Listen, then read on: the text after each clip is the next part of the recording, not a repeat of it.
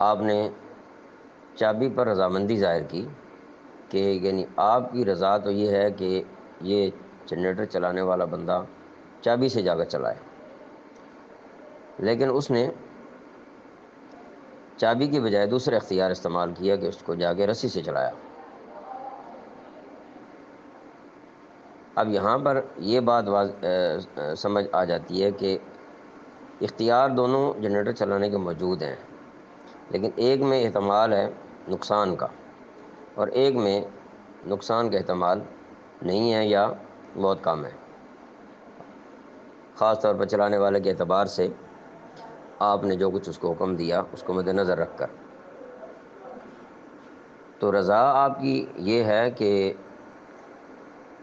جو آپ نے کہا ہے اس کے مطابق وہ اختیار استعمال کرے، یعنی اچھا راستہ اختیار کرے، اور مشیت یہ ہے کہ جو بھی راستہ وہ اختیار کرے گا اس سے کام تو ہو جائے گا لیکن اس میں اللہ تعالیٰ کی رضا شامل نہیں ہوگی۔ اب اس پر ایک اور مثال ہم ذکر کر سکتے ہیں کہ مرد اور عورت کے نکاح کی صورت میں اللہ تعالیٰ اولاد عطا فرماتے ہیں۔ اگر نکاح کے بغیر کسی کے ہاں اولاد پیدا ہو جائے